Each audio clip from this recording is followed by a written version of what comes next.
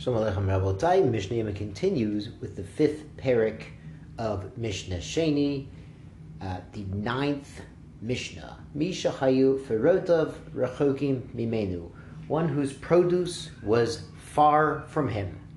Now, the way the Bartan Nura learns this is Kfar Nitkana gives him on the beer. Is you've reached beer, but they've already been mitukan. He's already been mafresh. He's already declared where the truma and Maaser are, but he did not yet physically separate them out and give them to the intended recipients, which is what's required, as we're going to see for the beer. You have to actually give them to the recipients. There are other Mefarshim learn up this Mishnah, which is cited in Kiddushin 27. There's a discussion there that this might even allow someone to be mafresh the tithes. He could even separate the tithes when he's not present.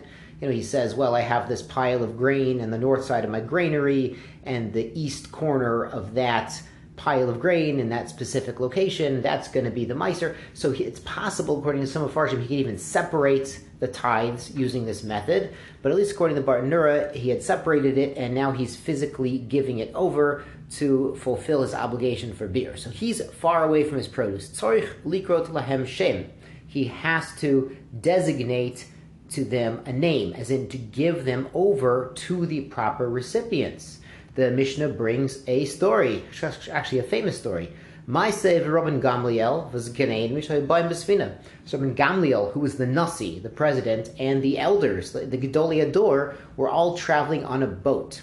And it seems they might have been going to Rome or another location to beseech the government to mevatel a gezerah, to protect the Jewish people. They had to do business, had to do dealings with the government to protect the Jews from harsh decrees. And they were coming back to Eretz Yisrael, and it was time for beer, and they were not physically present at their granaries, at their fields, or at their houses.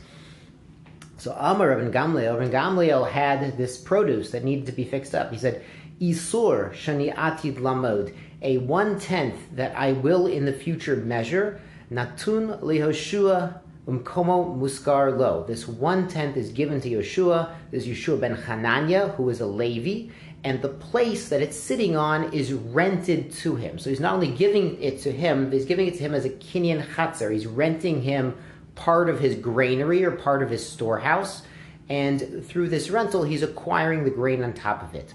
Rabbi Gamliel continues, Isur acher shni atid lamod, another 10th that I will in the future, when I get home, measure out. It's given right now to Akiva ben Yosef, the famous Rabbi Akiva. Sheyizkevo la'aniyim. He will be zoche. He will acquire it on behalf of the poor. Rabbi Akiva was not only a great teacher, but he was a gabbai tzedakah to give out to the aniyim. And it's very fitting that he did this because for many years he was very poor. He was a shepherd. He was very poor. All he had when he got married was straw for a bed. So it's fitting that he had mercy on the poor, and he was a fitting gabbai tzedakah, and he was going to give this produce to the aniyim.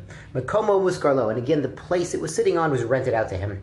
Rabbi Yeshua said, who had received the Maaser Rishon, Isur Shni Atid Lamod, he says 1/10 that I'm going to measure out, that's 1/10 of the original 1/10, Natun le'Elazar ben Azariah, will be given over to Elazar ben Azariah, who is a Kohen, so this is Trumas Maaser, Rekama Muskarlo, and the place that it's on, and the place of that 1/10 of the 1/10, the 1/10 of the Maaser Rishon, it's rented to him. Nitkablu ze mizeh sachar, and they actually paid each other a rental fee. So not only did he just verbally say, yeah, I'm renting you out the corner of my granary, they actually paid him a little bit of rent to actually acquire a rental right in that property and thereby the grains. So Rabban Gamliel, even though he was not physically present in Eretz Yisrael, he was away on the ship, he solved the problem of properly giving over all the tithes to their proper recipients while he was on the ship and fulfilled his obligation for beer.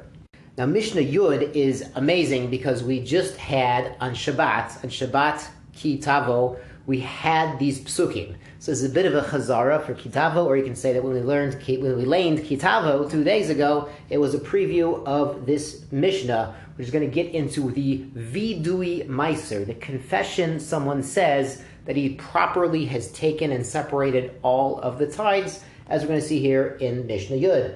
B'mincha b'yom tov achron chayim mitvodin.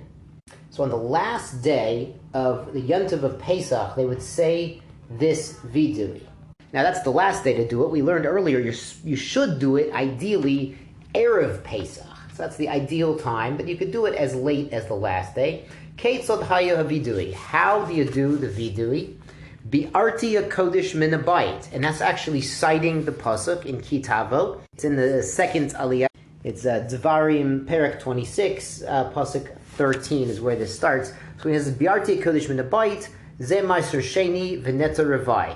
This refers to Maaser Sheni, the subject of this Masechet, and Neta Ravai, which is very similar. Netativ leLevi, Zim Maaser Levi. The pasuk continues, I gave it to the Levi. That's not obviously Maaser Levi. The Gam Netativ in the pasuk, Zo Truma uTrumat Maaser. This is Truma to the Kohen and Trumat Maaser that the Levi gives to the Kohen. The pasuk continues, Leger leYatim ul'almana. I gave to the convert, to the orphan and the widow. Ze Maaser Ani. These people are Aniyim. It refers to Maaser Ani.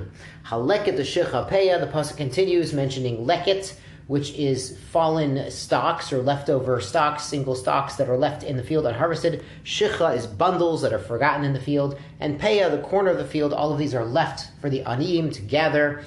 So it refers to these. That refers to these other matnot Aniyim, even though they're not really tithes, but they fall into this category of obligations we need to take care of all of Am Yisrael. Even though these things do not me'akev the vidui, they don't prevent him from saying the vidui.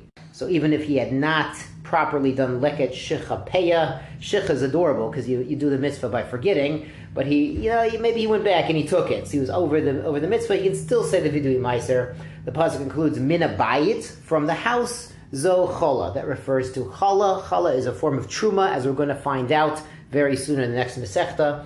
But all the other tithes are taken from the granary, from the field, from where you're finishing your produce. Chala is the only one that's really, you take the tithe, the truma, while you're in the kitchen making the dough. So it's a very special form, and we see, as we'll continue tomorrow, the psukim talking about the Vidui Maasrot. The Mishnah will continue explaining what these mean. Shkoyach Rabosai, be well.